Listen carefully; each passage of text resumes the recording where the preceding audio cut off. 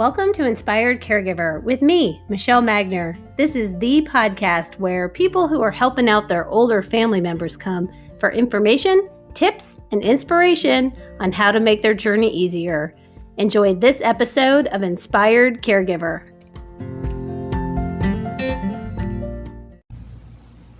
Hello, caregivers. How are you doing? I'm always afraid to ask you that question. I hope you're having a good day. I'm thinking about you.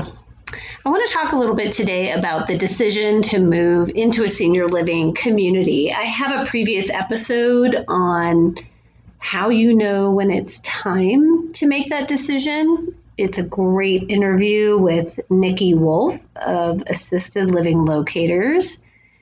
But today I wanted to just elaborate, touch a little bit more on this, and I don't know, just feel it out.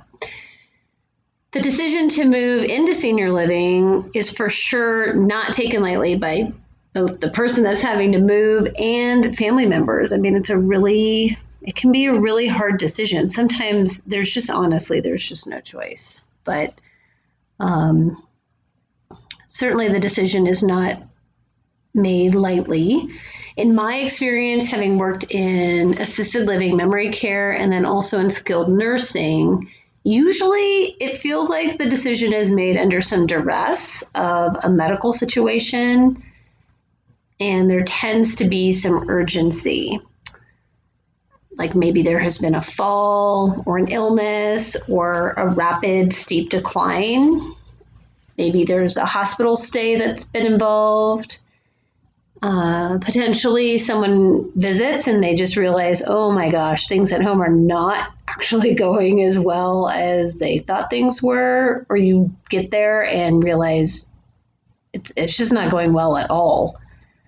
If there is a hospital visit, once the person has been stabilized at the hospital, or if they can't really figure out what's wrong with someone, they're going to work pretty quickly to get them discharged, get them out of the hospital, and you're scrambling to figure out what's next.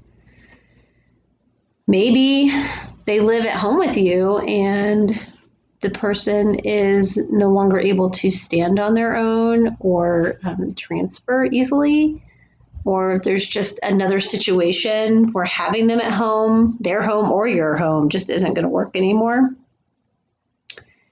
So that's, when senior living could come into the picture. So in general, moving is just a complete pain in the ass anyway, but in this situation, there's for sure a deeper emotional component that's different than any other time in your life when you move.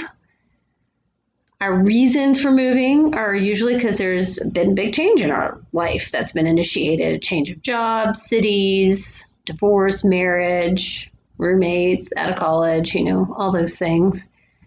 This particular move to senior living is especially emotionally charged just because there's such a sense of finality to this move, and it can be really hard to face. We know with every move, there is a sense of loss that happens, but for sure, this can definitely take it to a new level. I know there is undeniably a biological aspect of aging. We all see it every time we look in the mirror, or, at a certain point in our life, we're reminded of it when we go from seated to a standing position or trying to pick up something heavy. And then we obviously see it in the people that we love and care for. So our minds can really struggle to wrap itself around the fact that this is where we're at. And maybe it's time to consider an alternate living arrangement. But even though it's hard, I would encourage you to just check out what the options are in your area. And as I mentioned in that previous episode, there are companies that can help with this. They're basically like realtors for senior living communities. The services are typically free to the family and paid for by the communities that they contract with. And they're great. It's nice to have a third neutral party involved It can help with some of the family dynamics. But that being just as an aside, senior living it's not what it used to be. There's a lot of new buildings and new companies that are working really hard to have more updated environments, and the activity programming would totally make Julie McCoy from the Love Boat proud. So if you decide to go in that direction, I would encourage you, just to make the move easier, to customize the space and decorate with furniture that's going to work in the space. My mom was especially good at this. She lived in several apartments in many different cities, and she really worked to make sure that she had furniture that fit in the spaces. It can, obviously you want to bring in things that are homey and comfortable and will make the environment feel good. Sometimes I see people try and jam in bigger pieces of furniture than what works for the space. And it can just make the space feel kind of cluttered. Something I know that it can be hard to make this move, and there is an adjustment time. So I would, just like with any move, I think you move to a new city, it can take up to 3 years to get acclimated to your new city. I would encourage you to try and at least give this a few months in the new space, because with any move, you're getting used to new routines, new habits. How are you going to operate within the new space? And then in senior living, obviously, you are also meeting just a lot of new people, new staff, other residents. And so it can just take some time to get acclimated to the new environment.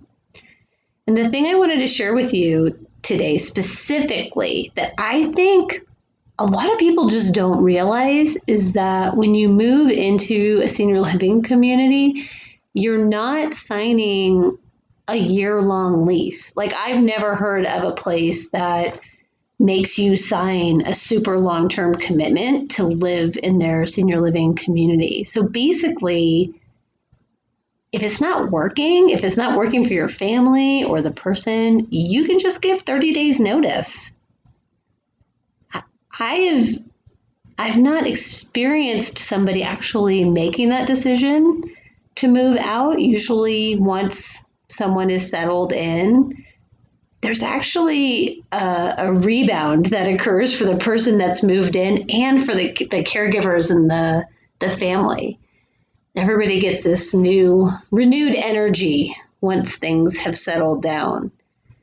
But I just wanted to let you know, I didn't know if you realize that it's not a traditional apartment lease that you're signing. Believe me, there's a lot of paperwork that gets signed, but you are able to give 30 days notice and move out. So I just wanted to share that with you. That was some information that I had. Like I said, I don't know anybody who, once they've made the decision, because usually it's a hard decision to make and it's a necessary one. So I haven't really experienced anybody in my 7 years at this point that has shifted gears like that, but just know it's an option. And I think that is a good piece of information for you to have. So I just want you to know I'm thinking about you.